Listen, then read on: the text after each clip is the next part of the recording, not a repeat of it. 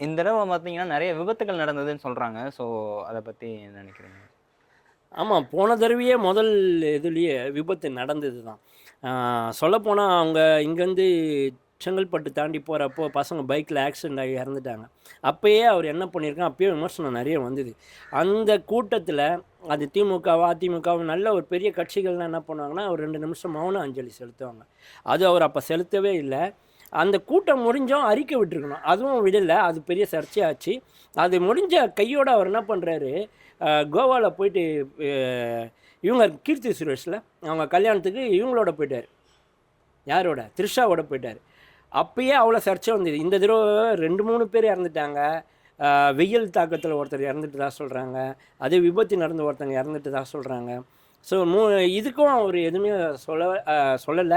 அதுக்கு ஒரு அறிக்கையும் விட மாட்டாரு. அ அதுதான் அந்த அரசியல் முதிர்வு வரலையே அப்படின்ற ஒரு மனசு கஷ்டம் இருக்கு. அது மட்டும் இல்லாம பாருங்க, நீங்க வந்து கொள்கை எதிரியா வந்து இ பாஜகவ சொல்றீங்க. அந்த கொள்கை எதிரியா பாஜகவ சொன்னாலும், ஆ அவங்க அப்போ நீங்க வந்து அந்த பிராமின்ஸ் எல்லாம் வச்சு அந்த இதுவெல்லாம் பண்ணக்கூடாது. திராவிடத்த கையெடுத்துட்டீங்க, பெரியார வச்சிருக்கீங்க. நீங்க இந்த மீட்டிங் ஆரம்பிக்கிறதுக்கு முன்னாடி 10 பேரு ஒரு ஐயருங்கலாம் வச்சு ஒரு யாகம் பண்ணியிருக்கிறாங்க.